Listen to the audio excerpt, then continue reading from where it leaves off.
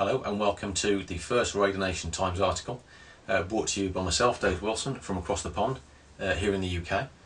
Some of you may have followed me on Raider Nation Times, some of the articles I've written. Others may have followed me on Twitter at linebacker41. We're here today after a heartbreaking loss yesterday by the Raiders to the San Diego Chargers, which ended our season, ended our playoff aspirations. I don't want to go into that game in minute detail, but the topic I really want to discuss today is the Raiders' defence, because I think that's been a big factor in how things have turned out for us this year. The Raiders have the 29th ranked defence in the league in terms of total yardage, in terms of points allowed.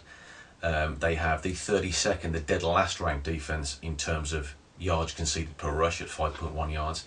Everybody in the NFL knows that if you can't stop the run, you can't win football games. Everybody knows that.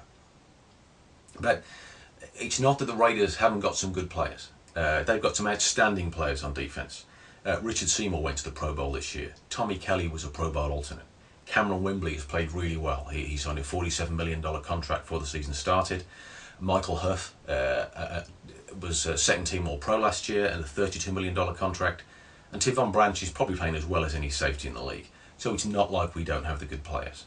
So why do we give up the big leads? 21-3 to Buffalo, 17-7 to Denver at halftime in the Oakland Coliseum, which was the result that really killed us. And 13 points up with 7.5 minutes left to Detroit Lions.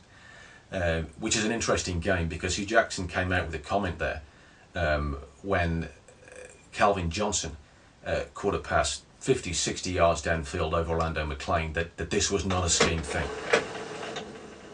I think absolutely that this is a scheme thing. Absolutely 100%. There's no way you can stand there and tell me this is not a scheme thing. When you've got a 255-pound middle linebacker chasing the league's #1 receiver 60 yards downfield with seconds left in the game, that is a mismatch that you really don't want. And it's a mismatch you can't have if you're going to win these sort of games. Another thing I'm talking about, yesterday against San Diego, Cameron Wimbley, our best pass rusher, last game even, against San Diego, 4 sacks, 3 hits, 7 hurries, probably the most dominant defensive pass rushing performance of the season by anybody. Yesterday, totally shut out. Why was that? What changed? What changed was Jared Gaither became the left tackle for the San Diego Chargers. Gaither, not a dominant run blocker, but an absolutely fantastic pass blocker. At any point did we move Cameron Wimbley from opposite Gaither to move him over to the left side against right tackle Jeremy Clary? At no point did they make that adjustment. The only time you didn't see Wimbley matched up against Jared Gaither was when he was one-on-one with Antonio Gates. Once again, the 255-pound linebacker matched up against an elite receiving talent. It's a mismatch you just don't want. It's absolutely a scheme thing.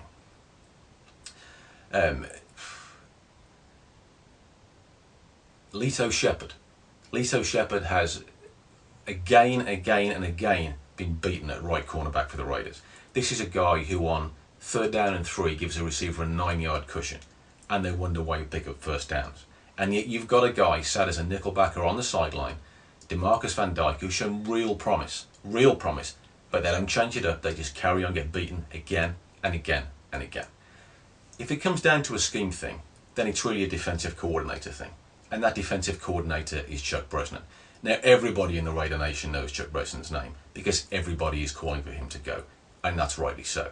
You know, if Chuck hasn't already fallen on his sword, it's about time that he did before he gets fired. But if you're going to fire Chuck Bresnan, who do you bring in to replace him? Well, the logical choice for me, and a lot of people who have been talking about this name, is Jack Del Rio. Is it a good fit for both sides? Yeah, absolutely it's a good fit for both sides. It's a good fit because Jack Del Rio is going to be in football and he needs a job. He's not going to be a head coach. He's just been fired as a head coach of the Jaguars, where he didn't really excel as a head coach. But he's an excellent defensive coordinator. He's a sound defensive mind. When he was in Carolina, the first year they were there, they were 2nd in the league in overall defense. Jacksonville was 6th in the league in overall defense this year. He's a very, very good defensive coordinator, someone who can get the best from the players we've got. And if I could make one change, just one change, to the Raiders this year, it wouldn't be new players, it would be a new defensive coordinator, and that guy would be Jack Del Rio. You put that together with a healthy Darren McFadden, with a Carson Palmer who's had the whole of training camp and has really worked up some chemistry with guys like Darius Hayward-Bay and Denarius Moore. And actually what you've got is a really, really bright future for the Raiders. And I think 2012 is going to be a fantastic year for us, as long as we can change up our defence. Thank you for listening.